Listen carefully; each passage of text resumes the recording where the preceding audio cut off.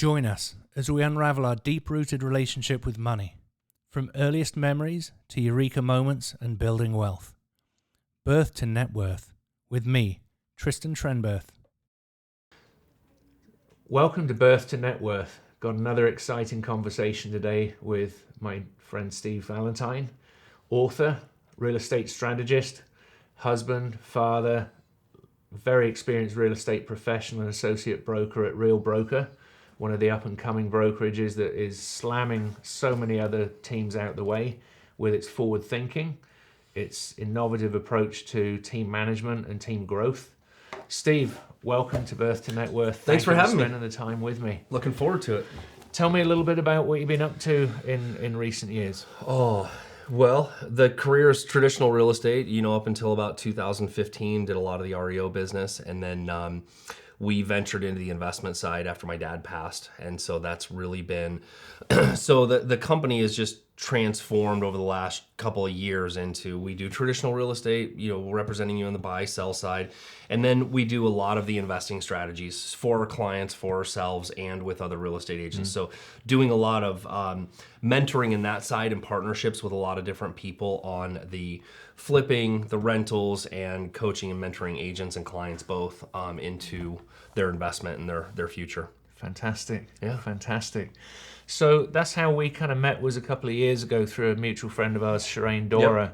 Yep. You kindly came on a panel with me. I think we were talking about the real estate market as 2022 sort of got into its second half, and what we could do to sort of help agents, shift their mindset, shift their perspective on the market and how the market works, and also hopefully get into some investing. So, your mentoring has been obviously very powerful for so many people, but let's get back to the genesis. What's your first memory of money, and how did that shape your relationship with money in your early years of childhood? What I saw when I was raised was that money was always tight, right? And it was always something, we couldn't afford certain things. My parents didn't drive nice cars, but they were in the real estate business. I mean, they were in the business for 40 years. And so money was, I would say, more so the money thing on my mom's side was a little different than my dad. My dad was a good old boy from Tennessee, so he grew up with nothing. And he, I almost want to say, like, he never felt he deserved anything, right? So he would earn money and give it away or whatever the case may be. So it was always, I don't want to say, it wasn't negative. And my dad was very generous with money and with people.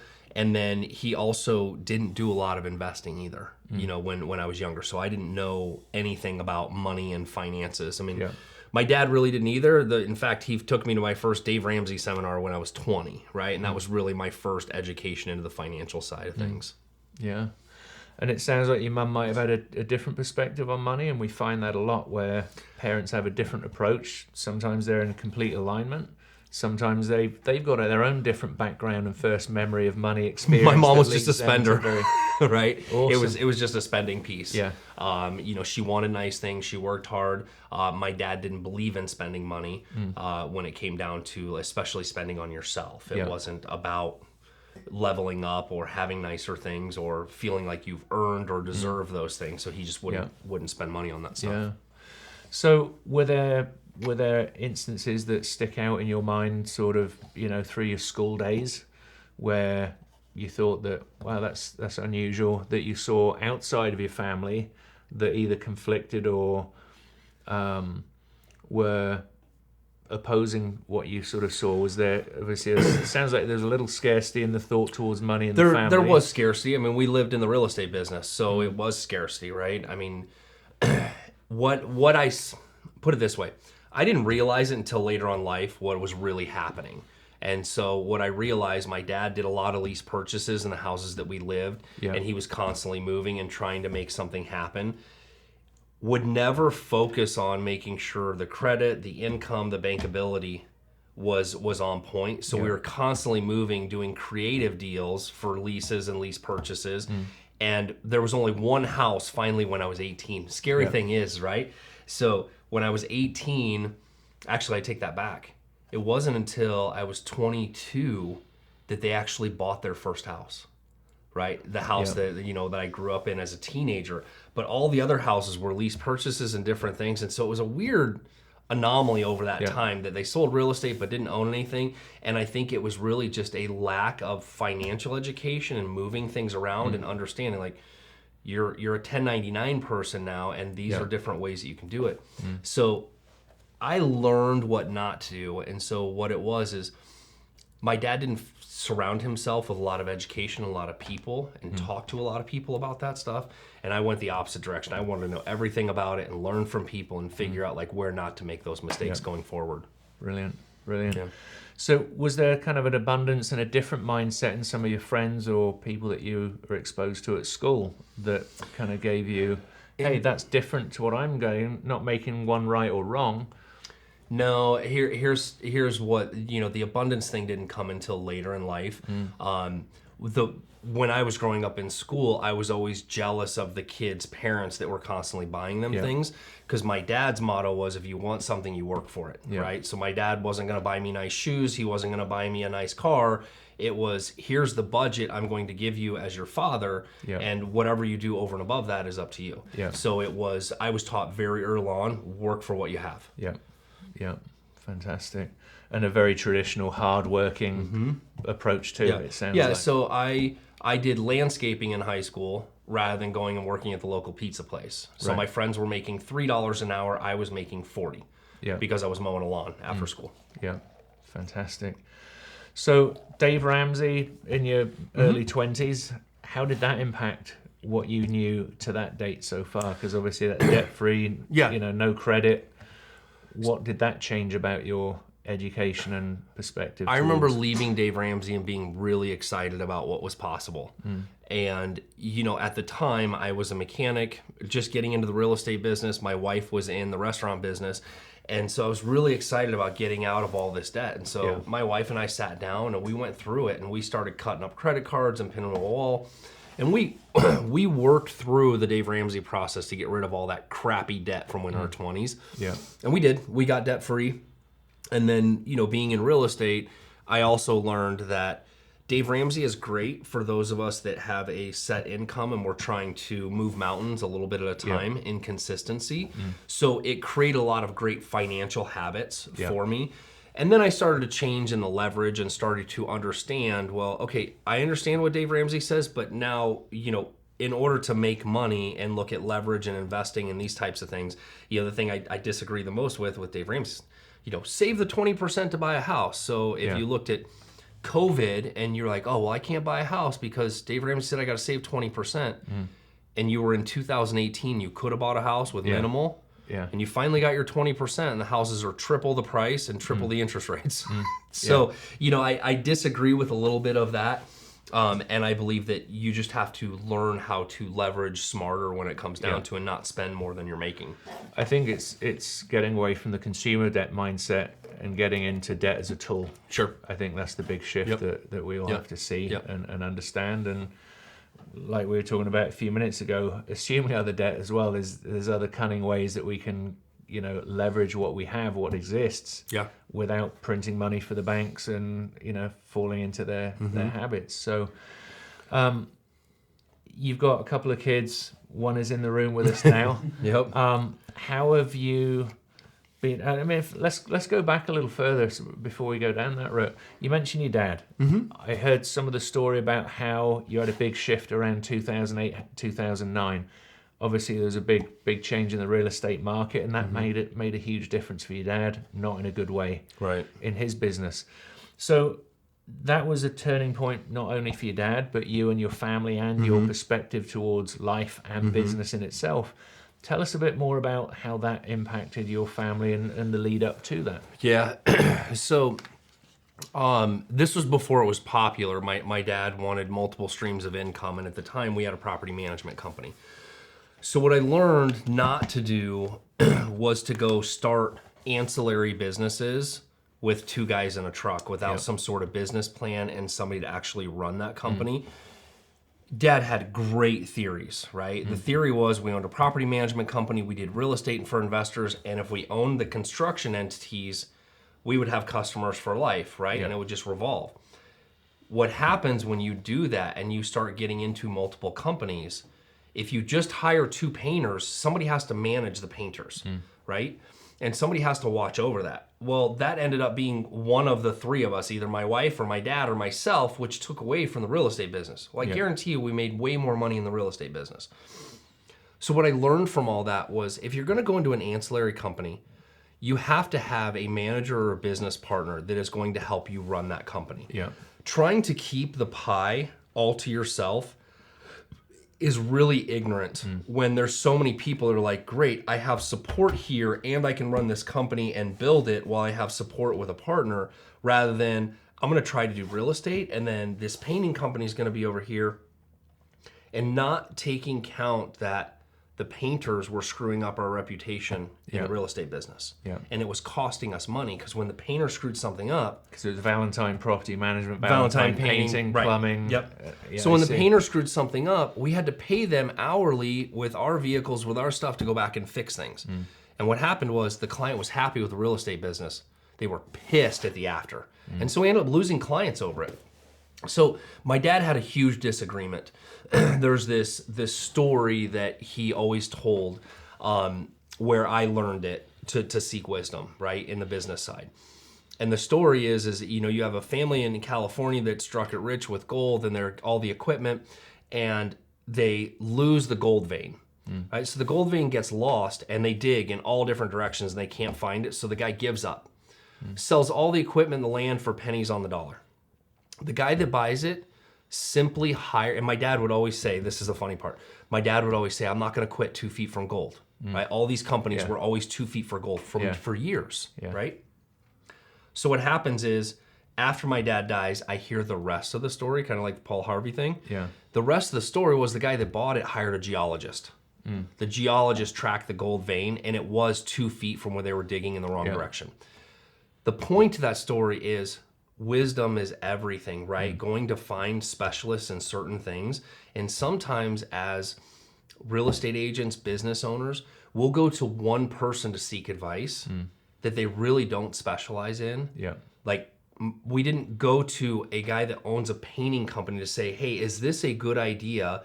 What is your profit margin? What can we expect on this? Yeah. Right? It was, well, we're just going to figure this out and do it by the Braille method, which is really expensive to do. And people don't realize that in the end, that it would have been cheaper to hire somebody to learn from. Yeah. And so I really learned those things in the business it sounds really good, right? So we have informed happiness and excitement, or uninformed happiness, excitement. Like, this sounds like a good. And then you get into the where you go in and now you're informed.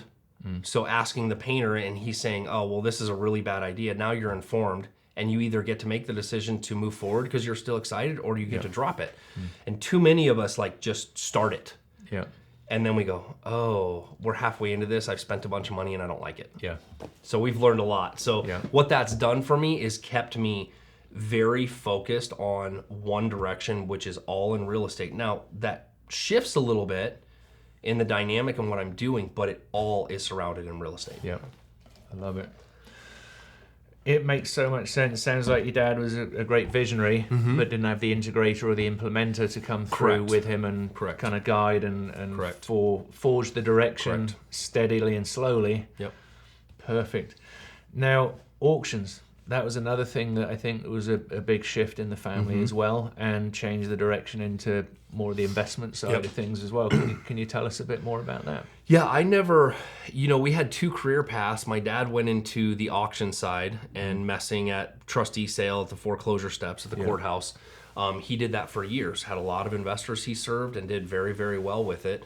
I went the other direction and went into servicing the banks in the REO phase, right? Yeah. So we were both making very good money during those times. I wished I would have gone in his direction. And here's probably when you look at things, it's kind of fascinating as we had this conversation with Christian in the room. There was one thing that used to frustrate my dad, or used to frustrate me with my dad, and it was, we would butt heads on things because I wanted to try something new, and because it was, he had done it for so long, this is the way it was, right? So I tried to give Christian some free range of doing things based on what his knowledge is from that generation. My dad wouldn't give me that free rein.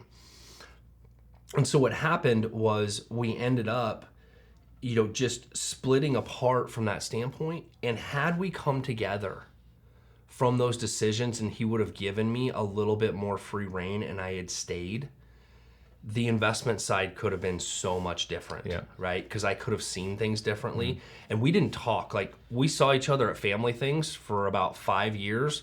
We didn't talk much about business, right? Because we had split our families and all the things. And I was pretty jaded because I ended up with $1.2 million in personally guaranteed debt when we left. And so it took us a long time to heal that relationship. The piece is that we didn't have a true partnership. That was the hard part. I had my dad, and I had invested a bunch of money into my dad's companies, but it wasn't investing a bunch of companies that we owned together. Right. So that was a big learning experience then. And with the auctions, he didn't invest in buying the properties. He didn't buy anything. You mentioned. Yeah. So he and I didn't buy any REOs. Like, both of us were so knee deep in trying to earn income because of the debt we had created that we lost track of what truly was possible in the market. The opportunity cost. Yeah, there was a huge opportunity, and the biggest regret of both of our careers, because I look back at it, I'm like, well, best time to plant a tree is now and 20 years ago. So when 2015, when my dad died, and I looked at things, I'm like, well, I need to start buying houses. Like, I need to figure out what he was doing. Because I missed it. And I learned, because I spent 9 months in his brokerage when he was sick, trying to figure out what is going on in here, which was a lot of fun. No doubt. Yeah. So moving towards, now, you have a portfolio of properties and obviously strategy change over time and direction changes over time. What are you now sharing with the older agents as well as the newer agents that you're now becoming involved with through now Real Brokerage? I know they're very forward-leaning and very supportive of investment. How has that changed from previous brokerages and their ways of working in the past versus what you're able to do and share with these people? Real Brokerage has been an insane game changer for me and a lot of other people. They are so forward-thinking in what they're doing, and the way the company structure, everybody wants to compare it to other brokerage and things like that. And people talk about downlines and recruiting and all these things. So let me just give you my take on it. When I came to Real almost 3 years ago, my life coach, Kim Ryan, she came in, she says, here's what I'm doing. This is what I've been doing for the last 9 months. I vetted it, and I'm like, okay, sign me up, right? Like, there was no questions because Kim has been such an instrumental part of my life. So it also gave me a chance to do more with Kim at the same company. So I made that change, not from the standpoint of what most people look at and lead with. Like, oh, you can go attract agents and you can do all these things. I looked at it sheerly from the investor mindset and said, if this structure was available for every real estate agent 20 years ago, the real estate community would have a much better retirement. They'd have a much better shift, right? There'd be so many things that changed because of time, right? And this is where we get into investments. It's time, right? Too many people want to invest and they want instant gratification, and that's not how it works. Right. It's time. It's small financial habits and things that we do early on in our lives that make the biggest difference at the end. And a lot of us try to play catch up, right? Like on this podcast, right? And you get into your midlife, and my kids are older, and now I'm looking at, like, how do I, like, speed this up? Because 20 years has already gone by, you're raising kids and families. Now, if I go back and I said, I could have devoted 5% of my commission to invest in these things over that time without missing it if I would have just created the habit. So here's where we're at with Real Brokerage. So one of the things that I just looked at was just the investment opportunity, which means if I can produce real estate like I normally do, I can get stock awarded to me. If I teach for Real Brokerage, like I do anyway, I get stock for doing that. Okay, just the things that I do in my day-to-day life, I get awarded for. And the production piece. So in 3 years, this is what's changed. I've been issued stock for hitting my production goals. I've been issued stock for attracting a few agents. It's not a big thing right now. And when you start, you can opt to invest 5% of your commission to buy company stock. Up to your cap. And then after that, You can continue to do it. So there's a total contribution of about $15,000 that you can put in. Yeah. And there's specific matches that they give you in percentages of that. I started that day one. I'm like, look, this is like a 401k company match. Like whatever they're going to give me for free is going to have infinite return on value. Absolutely. Right? Because when I was issued that stock early on, when I started 3 years ago, it was 97 cents. Yeah. So the stocks that they issued for my performance that are now worth $5 a share, it's pretty significant for just doing what I'm doing, right? Yeah. Not talking about any other ways that you can earn income in real estate, just doing what I'm doing. So I waited 2 years before I really started talking to agents about what is possible. Yeah. And one of the reasons that really excited me was just looking at my brokerage account and going, oh, there's enough money in my account to pay for my brokerage fees for the next 30 years, right? That's what I've received in stock. Yeah. And it's purely vested come, in 3 years. So on my anniversary date, it's vested, I can pull out. What's fun now is the goal of, okay, I want to keep doing this. How long is it going to take for that to hit a mill, right? And it's just sitting there. It's just turning in the background for doing what I'm doing, which I haven't paid to work at Real. Real's paid me to work there, right? Because of production. So that was the big piece when I started, was just the investor thing. Like just to be able to invest my commission and get some stock in return, that was great, because that is the mindset we should have, is like, oh, there's an opportunity here for me to do business and get something in return for it. That's where I want to be. The bonus came when Sharon came, which was almost a year after I joined. And Sharon is by far the best hire in this industry in a decade. Like when you look at how deep in the weeds he is with us as agents on a daily basis, there's no president nationally or world in the real estate business is doing what he's doing as far as deep with his agents.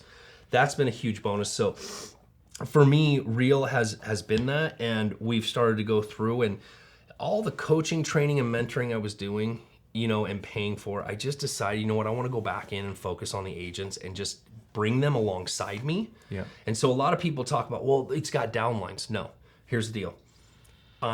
If you're attracted to the way I do business and the things that I've done and accomplished, I want to help you succeed in that area, and I'm bringing you alongside me at Real. I'm not putting you in my downline. That's not what we're doing. I'm bringing you along. It's almost like a devaluing of people below you, and you pay less and less attention to somebody 10 levels below. Now, downlines come into play when my friend Tristan joins next to me, and he just starts to build his people. Well, yes, they're one level below me, but he is building out his sideline now. Yeah.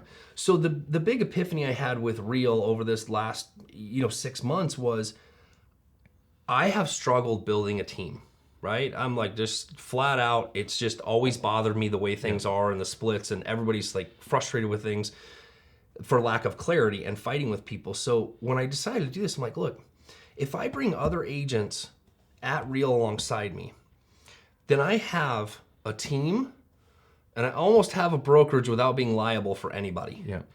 But I do have all this help. So just an example is like yesterday, I was busy, I was out in the field, I was doing something, and I had a client call, they wanted to show a house. I'm like, cool, let me get someone from a network to open the door for you. Yeah. No problem, done, client serviced, right? Now I can work with that agent, or I can have that agent work with that person and not have to fly my flag. Yeah. Right? They don't have to be Valentine Group. They can be their own person. They're part of my network, and that's how I'm selling it to my clients, is that I have all these people on my team, and they really are, right?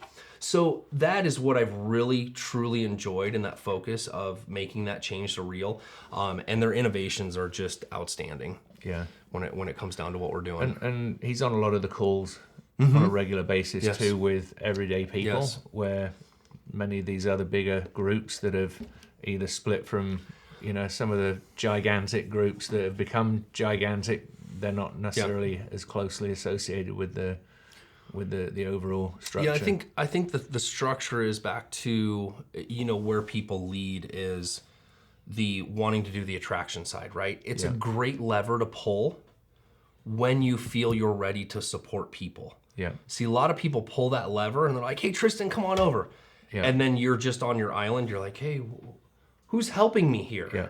You call the person that brought you over, and they're like, "I'm busy." Like, you just go on the website and find like you're looking in the starlit sky. There's all these people in there, but you can't quite reach Right. who it is that you need to talk to. So when I started this, I was very, very intentional when I started talking to agents about it being clear and looking whites of eyes meeting and wondering, is this person, do they align with me? Do they align with my values? Are they builders? Do they want to build to like, I don't want to attract people that are just here not being productive, that don't want to grow. Yeah. And that's not just growth in business. We're talking about mentally, spiritually, physically, like all of these pieces have to align in order to have that alignment with your network. If you're just going through and shoving people in that are breathing, you're not ending up with a very solid community at the end of the day. Now, it doesn't mean that somebody can't join Real, right? Wherever I can give you the referral, but I'm very, very intentional about what I'm doing and who I want to do it with. Because part of this, building this sideline for me, is going, earlier, I'm the visionary, right? So I have crazy squirrels. And I want to look at my network and the people next to me and go, hey, I have this project. Do you want to come in on this, right? Yeah. Like I have one girl that is just focusing on land and manufactured homes for me. We're doing that partnership together because I don't have the time to do it all. Yeah. Now I get to start looking at who's with me that I can help succeed and help them start showing. And the goal that everybody has to commit to, they have to be willing to do it for the next person, right? That it's a ladder community. Everybody has to be willing to reach down and help somebody out when they need it. Not the other way around, where we've typically seen this business and brokerages is like, it's Call me if you need me. right. It's this closed in circus that doesn't bring community to everybody. I recently heard on a podcast, a lot of the agents out there feel like they're on an island. Because if you go into the brick and mortar brokerages, it's like death warmed over. There isn't a lot of collaboration happening. I hate saying this, but those buildings are like kind of becoming malls, right? They're just slowly but surely depleting from people. Because the people have no desire to go in there because there's no culture, there's no collaboration. Well, if that person's over there at the call center, they're just doing their calls, but they're not having open conversations about what's happening. Yeah. I mean, I love what I see. Steve Trang's got his own group within Real. Tanya Tolliver's with the House of Real, I believe they call it. And I just love the feeling that I get from, looking at these people that are in this group. Obviously, know a lot of other realtors and other groups, and they've got their, their shticks and what they do.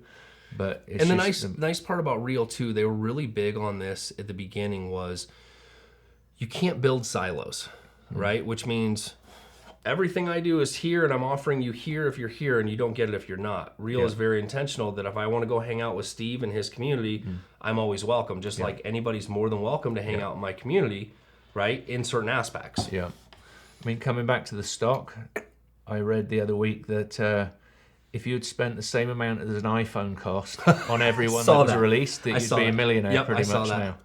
And it just comes back to those habits. The habits are everything, right? And so you have to look at, when you go to Real, it's kind of like when people look for jobs. A lot of times the instant gratification and the human in us is just looking at the top line income number, but not comparing, well, this company is a lower top line, but I have health insurance, I have a 401k, I have these other tangible things that are going to mean more later on in life and could save me money to where, yes, I get more money here, but let's calculate the long term. But my marketplace health policy is worth nothing, right? And it costs me everything out of pocket, and exactly. So it's you have to be able to compare those things. And I would think that you brought up Real Brokerage. I think all of us in the industry have been head down for the last 7 years between COVID and interest rates. It's been like feast or famine, and everybody's looking around. I think there's a time and space right now where people are peeking their head up and going, what's out there? Because I'm not liking what's happening now that we're not as busy.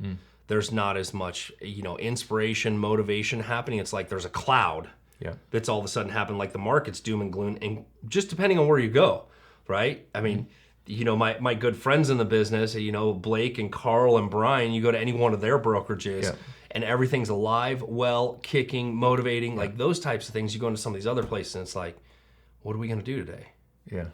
And it's just a lack of education when it comes, and a lack of community. So what have been the biggest changes that you've seen in yourself through your early days in the career to now, and on the personal growth side of things? Business is business. We've obviously talked about a lot of the growth there.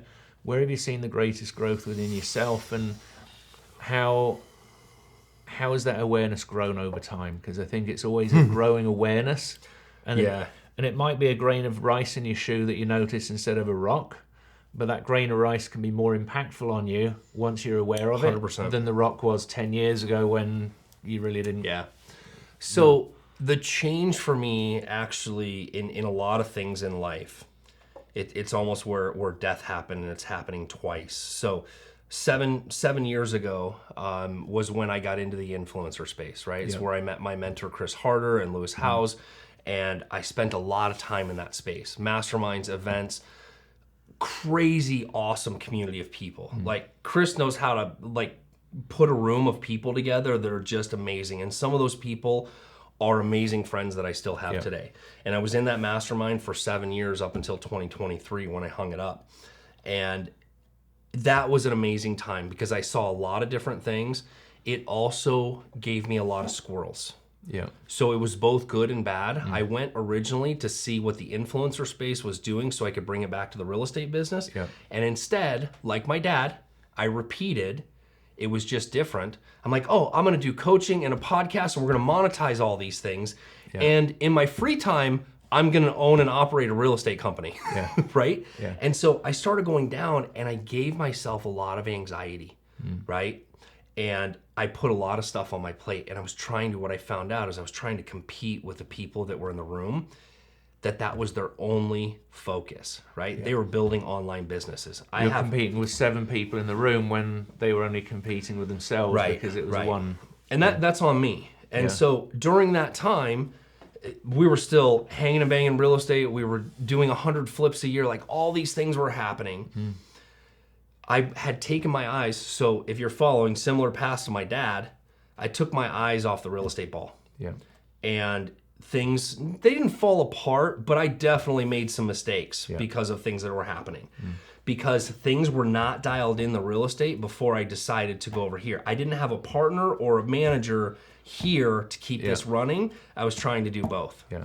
And you just can't. Like, I don't care what anybody says, the whole multiple streams of income, you have to get really good at one and then offload it to somebody that can manage it if that's what you want to do. But if you're going to try to manage multiples, it's a pain in the ass. So I learned that. What I did learn, and it took me almost 7 years to learn, was I had the success wasn't going into my head, but it definitely caused some problems with my ego, and it caused some problems in my family and my marriage and my staff and my friends. And I had to take a really, really hard look inward at myself last September. And so last September, you talk about awareness. Last September was a lot of hard conversations, and I made the choice to go to rehab for 30 days in October. So I disconnected my life completely. If anybody's going through a midlife crisis, like, rehab is it wasn't so much about the drinking as much as it was what was happening on the inside. And I needed 30 days to figure out who the hell I was supposed to be. Yeah. And so the awareness was, I need to figure myself out, and I need help with this. My circle isn't going to do it, right? I mean, I've had all these conversations with people. People are like, you're drinking too much. Like, not that this is a problem. I was completely functional, but I wasn't functional like I am now. Yeah. And so that was a journey. That 30 days was the best 30 days I spent, and the best return on life investment that I could have ever spent on. And I went to an executive men's center, and I spent, 14 sessions of therapy every week, and different activities, different groups, and private, working through things. And what I realized in that was that I had created, I was the hero. I had a hero syndrome. So from the time I was a kid, I was the golden child, right? My brother couldn't do anything right comparison to me. Yeah. I was always there for my mom when stuff was happening, always trying to fix things for the agents in the market when problems were happening, always trying to, always taking on everybody's monkey. Yeah. And at night, in order to turn those monkeys off, I would drink. And then I would get up and do it again. And so I was trying to turn myself off, but I realized like, I have to get out of the hero syndrome because there's nowhere to turn to when you're the hero. Yeah. And the bottle was my turn to. And so, after that, it's been 6 months of just sitting quietly after that to figure out like, where am I going? And the vision and the clarity and things after about 6 months started to come back. And I was working, I was here, I was doing my thing. I just wasn't clear, and the energy was so much different.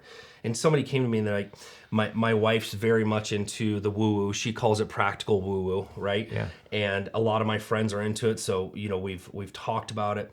But somebody told me, which totally made sense, is that things happen in sevens, right? And so your skin cells replace themselves every 7 years. Yeah. And so that 7 years of Mastermind died in October. Yeah. And I made space for whatever the next 7 years is. Yeah. And it was pretty powerful to sit in quiet. And the day I got out of rehab, I went and had a tattoo put on my wrist. And I live by this, and I coach by this, and I tell people, like, if it's noisy, you have to pause. Like, you literally have to pause and be quiet in order to identify whatever you're feeling, whatever you're thinking, and then you can respond to it. Because what we normally do is when we get welled up and we have anxiety, like my drinking, right? My instant reaction was to drink, not to sit quiet and respond and listen correctly and feel my inside come to the top, right? Yeah. So understanding how much impact that had on me, and then looking at the coaching and the teaching and the things and going, you know what? I want to build a community that I get to divulge all of this to. Because success will fuck you up. Yeah. Like, it just will if you're not aware. And you brought that up, like awareness of where are you at in these stages.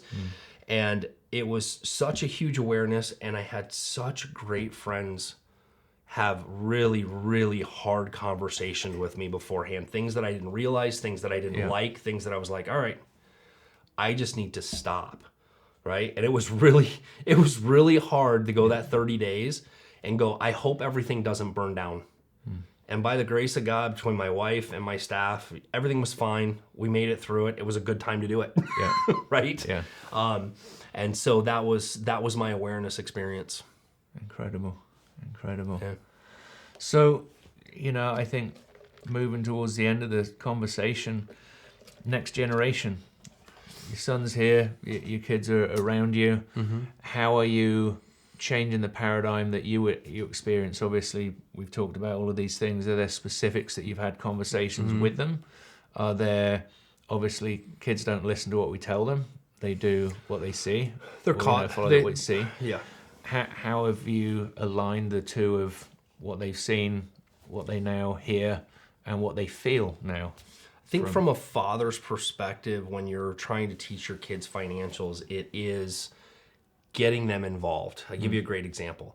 When they were younger, we would do these memory trips, right? So we would go on a cruise. Yeah. And when we went on a cruise, the first time we did it with them, I think they were 8 and 10. And we said, okay, what do we want to do for this memory trip? And so we planned the vacation together. Yeah. Then we knew what the cost was. And we said, okay, we have 18 months to save $10,000. This is how much a month we have to save, which means in order for us to do this cruise, you have to help make sacrifices to get here. Yeah. So it was kind of a game of, did we meet the goal every month? Yeah. And it'd be like, hey, should we go to pizza night? And you'd wait to see if one would chime in. If we went to pizza, how much is that? Be $100 for dinner tonight. Maybe more because I was drinking back then. Right? So we would take that money and we go, okay, we're going to go home and eat cereal. And that got put towards the cruise fund. Yeah. So now they understood, the gratification of like, okay, I can sacrifice pizza to go on a cruise. Yeah. And I know it's going to take that long to get there. So we played that game with them so that they knew the value of money and how much it was. So they didn't know like, oh, you guys just wrote a check and we went on a cruise. Yeah. They didn't see the credit card bill that was, $20,000 from the cruise, or what we had saved, or how hard we worked to get there.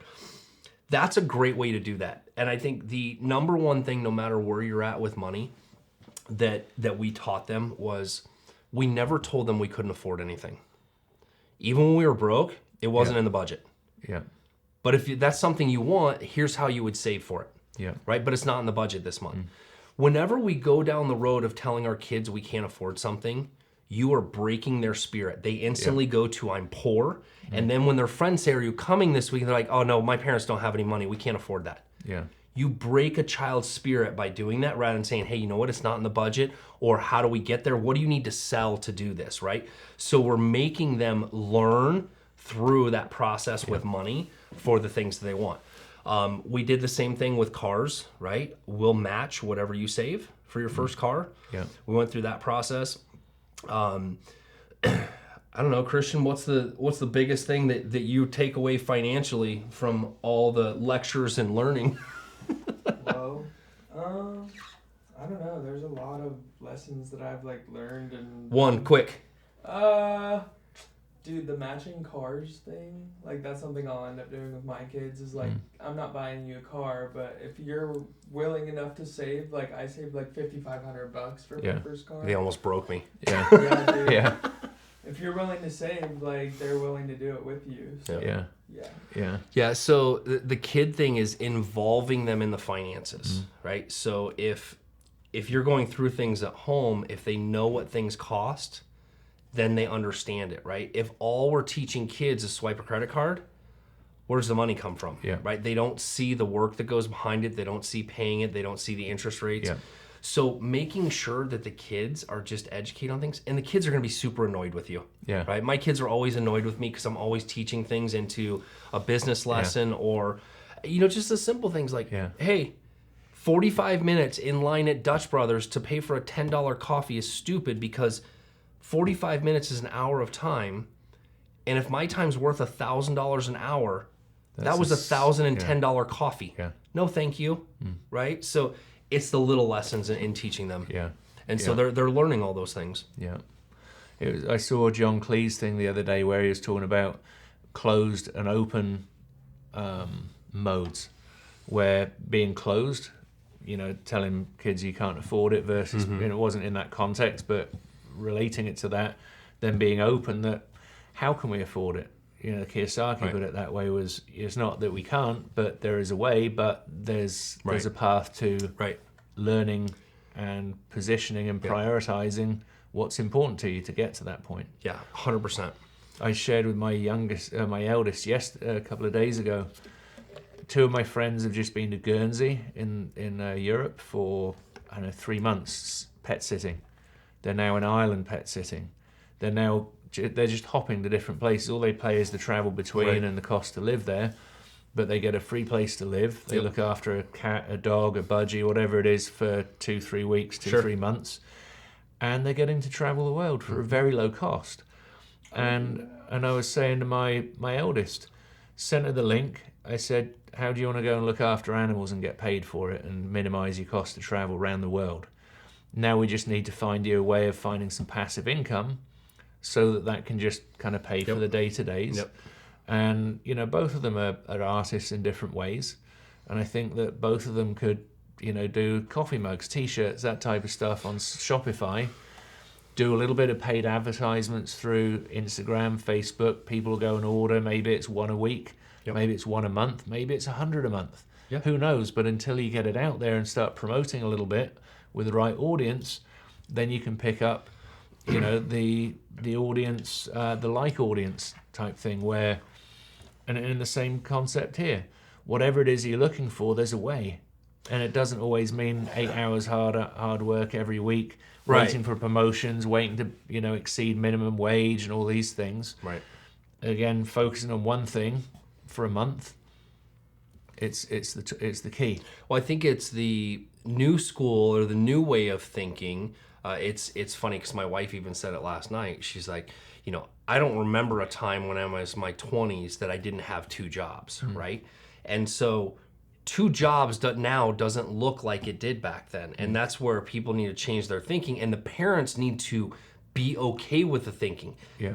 I don't need you to go physically work somewhere, but are you physically working on something? And I think the numbers are so skewed because of social media that people don't put it in perspective, right? It's like, when we ask people, how much passive income do you need to live a good life or to pay your debt off or whatever that is.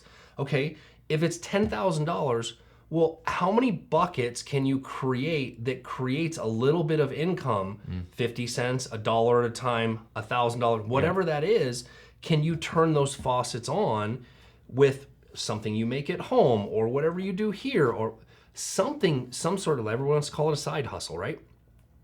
The point is you could go through and create, a lead funnel, something that's just getting people to pay you $1. Well, if you can get 1,000 people to give you $1 a month, that's $1,000 a month. Yeah. That you didn't have to go wait tables for. Yeah.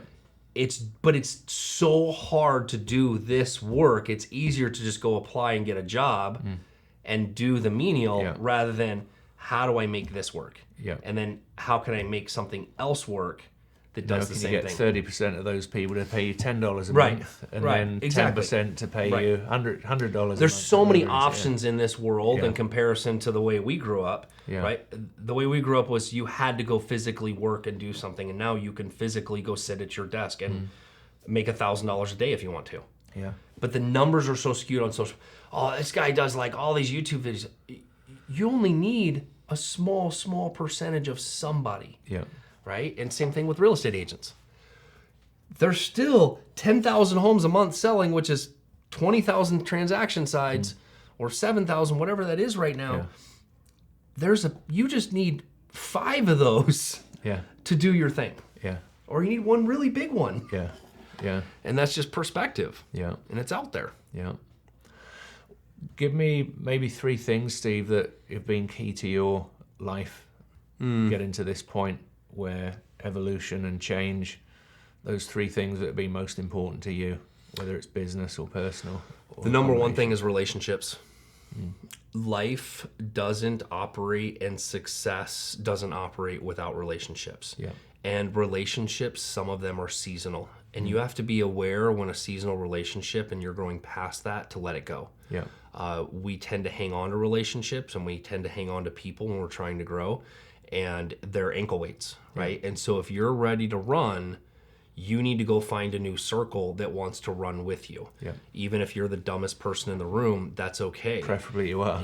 Right. And get out of the normal places that you are, right? So that would be one thing. Your relationships and your circles, they should always be expanding. Yeah. And there's going to be a small circle of people that are always going to be there, but there are some people that are seasonal, and be okay with seasonal, right? The second thing is just financial knowledge. Like just literacy and understanding how money moves and breathes, interest rates, cap rates, just the basic stuff. Because if you understand what $50 a month does over 20 years, right? And it's funny, you said earlier, we tell people, but then they don't listen, right? Or somebody wants to pick your brain for lunch and you're going to give them 20 years experience and they won't listen to any of it and do any of it. Dave Ramsey, if I had listened to him 20 years ago and started $50 a month or whatever and made that habit, it would have been a big difference now, right? Now the habits are bigger. And by the way, if you don't create those financial habits when they're small, you won't do it when they're bigger, right? It's kind of like they talk about tithing. If you won't give $100 on Sunday out of 1,000, you're not going to give 10,000 out of 100,000. Yeah. So you got to start with small habits. So it's continuous and it doesn't change, right? And the third thing, being aware of your success, right? And being aware of the person you are becoming and giving some of your inner circle people permission to call you out and not taking stuff personally. Yeah. Right? I mean, my best childhood friend before I went to rehab, he called me out. He's like, I don't know who you are anymore. He said, there's some ego, there's some things, but you are not the same generous 15-year-old, when I met you and the person that I know you to be. So there's some things going on. And that's pretty powerful when you give permission somebody to call you out on your bullshit. Yeah. Right? And there's a few people in my life that have that permission and I welcome it. Yeah. And I think that we also need to be willing to receive those things and look at them. Too many of us want to play victim on that side. Yeah. And blame it on something else or circumstances rather than going, how did I screw that up and what do I need to change? Accountability. Right? Yeah. What are the things that I can control? Because there's always things we can't control. Right. Right? But what are the things I can control? And I think that ego takes us away from our authenticity, and then it's hard to see who the authentic character, the person, the traits that we have to allow them to come through, because we're in the wrong circles. We're trying to compare and to people, work in line with what they're doing instead of in alignment with who we really are. And we change over time, but it's allowing those changes to naturally occur, I feel, isn't it? 100%. So, well, Steve, thank you so much for your time today. It's been an amazing conversation, and really look forward to speaking more with you. And guys, we're going to have another amazing guest. Check out Steve's links in the trailers and in the comments below. Share some nuggets that you got during the conversation. Check Steve out. Check out his real team, and reach out to him in the comments here. Thank you. Thank you, Steve. Thanks, sir. Appreciate it. That's wonderful. Thank you so much, Steve. I hope you enjoyed the conversation as much as I did. There are some great links below. ValentineGroupAZ.com, Steve D. Valentine on Instagram, and some other links to social media, and Steve's podcast, Real Estate Revolution. Follow him, drop some comments below, and look forward to seeing you on the next edition of Birth to Net Worth.